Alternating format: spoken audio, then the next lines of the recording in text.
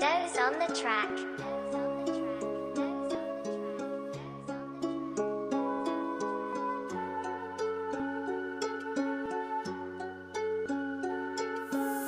Nem kamuszom, az életem egy átok, de figyelj, amit ide lepakolok. A kezemben mikrofon, a fegyverem. Mindig rappelek, nem leszek pop kurva. Nem bírom, aki csak hiteget. Én mondtam, velem vagy ellenem. A nevem még mindig nagybetűvel írom.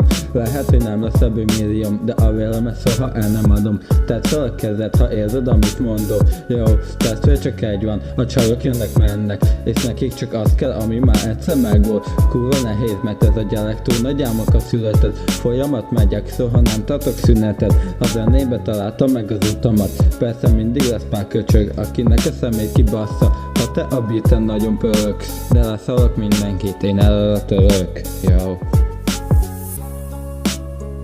Muszáj menni tovább, csak így lehet győzni. Ha tudod, hogy mit érsz, menj és küzd meg azért, ami jár, és közben viseld el a pofonokat. Nem utogass másra, nem mondd, hogy nem te vagy a hibás, hanem ő vagy akárki. Ez gyáva duba. És te, fiam, nem vagy gyáva. Te jobb vagy annál. Ha teszem, az a teszem, ha hozzám beszélni, mind a két kezed eltöröm. Ha én megszólok, kusszolj, te nem ülhetsz hozzánk egy asztalhoz, te kutya.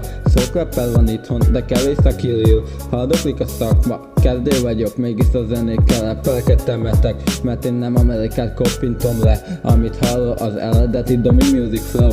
Én szórakozásként csinálom, mégis azt mondják, ez a hülye gyerek már megint mit megy. De én mondtam, anyu, én kibaszott nagy rappel leszek.